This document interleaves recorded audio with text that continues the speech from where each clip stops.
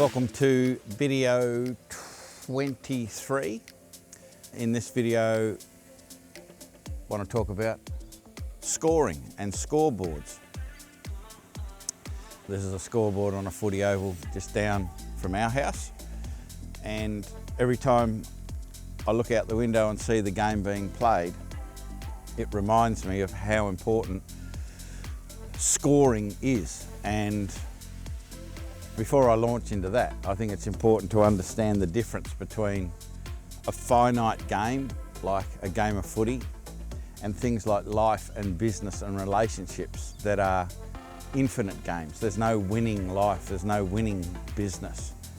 And so when I'm talking about scoring in relation to your business, it's really more about measurement and making sure that your focus is on progress rather than a result.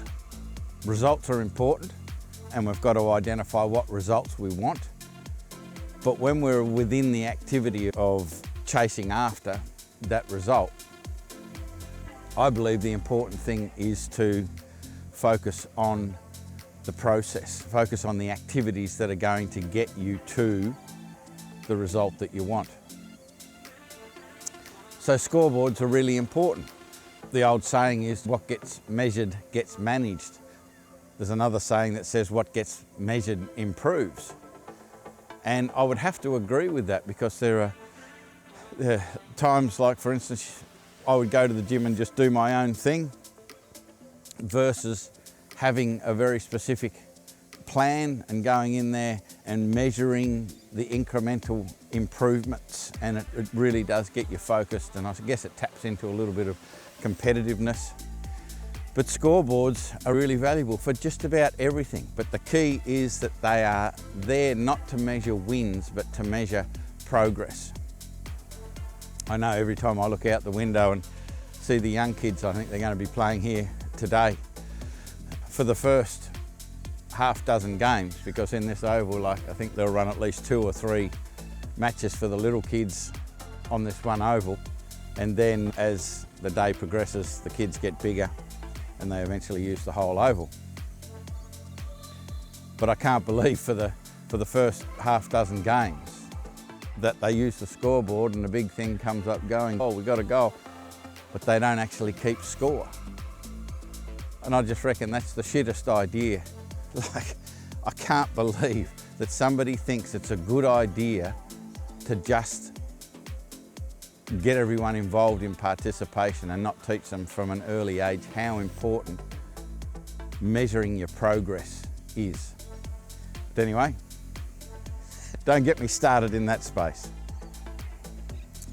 But where can you use scoreboards in your business? You can, if you're a builder, you can use scoreboards on site. I know that one of our past members created a very simple scoreboard, and it was just a big whiteboard on site. And it was just had a big bar graph on it. So he would say, we've allowed X amount of hours for the framing, or X amount of hours for this part of the X amount of hours to hang the doors, put the windows in, whatever it might be. And then the guys at the end of the day would measure their progress in relation to how many hours we've put into that. So we'd probably have the prediction, or what was allowed in blue, and then the hours that they've put in might be in green. And the result was amazing. Like, when you're thinking about this, when we were discussing it, the thoughts were, when you got behind, people would think they'd get demoralised or something like that, but that hasn't been the case. Or when they get ahead, they would slacken off. And the exact opposite of that happens is when they get ahead, they really start to come together, get their head down and their bum up to stay ahead. And when they get behind, they really want to get their act together and move forward. So scoreboards like that are absolutely profound for the productivity on site.